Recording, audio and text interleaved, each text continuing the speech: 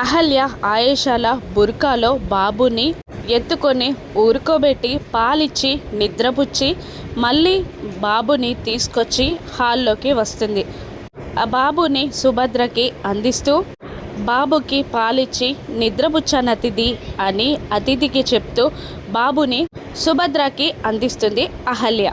కానీ ఆయేషను చూస్తున్న భానుమతికి ఏదో డౌట్ వస్తుంది.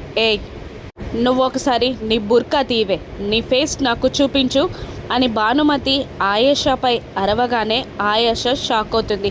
మిగతా అందరూ కూడా కాస్త షాక్ అవుతారు. చూపించవే నీ ఫేస్, నాకు చూపించాలి, నువ్వెవరో నాకు తెలియాలి, చూపించవే నీ ముఖం చూపించు అని భానుమతి అంటూ ఉంటుంది. అప్పుడు గౌతమ్, నానమ్మ నువ్వేం చేస్తున్నావో నీకు అర్థమవుతుందా అని అరుస్తాడు గౌతమ్. కానీ భానుమతి ఆ మాటలేవి పట్టించుకోకుండా, నువ్వు చూపించు, నువ్వెవరో నాకు తెలియాలి, నీ ఫేస్ ఎలా ఉంటుందో నాకు తెలియాలి అని అంటూ ఆయేష మాట కూడా వినకుండా ఆయేష అదే అహల్య దగ్గరికి వచ్చి ఆ బుర్కా తీసేస్తుంది, బుర్కా పైకి వేసేస్తుంది. అహల్య ఫేస్ కనబడగానే అక్కడ అందరూ షాక్ అయిపోతారు. గౌతమ్, అతిథి, సుభద్ర, అర్జున్ ప్రసాద్, బంగారాజు, అవంతిక, కార్తిక్, ఇంట్లో ప్రతి ఒక్కరూ బుర్కాలో ఉన్న అహల్యని చూసి షాక్ అవుతారు.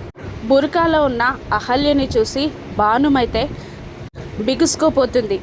అలా ఆయేషాలా వచ్చింది అహల్య అని అస్సలు ఎక్స్పెక్ట్ చేయని భానుమతి షాక్లో అలా అహల్యని చూస్తూ నిలబడిపోతుంది. అహల్యని చూసిన అర్జున్ ప్రసాద్, సుభద్రాలు కూడా షాక్లో అలా నిలబడిపోతారు. ఇక ఆయేషాలా వచ్చింది అహల్య అని తెలుసుకున్న గౌతమ్, అర్జున్ ప్రసాద్, సుభద్ర ఏం చేస్తారు?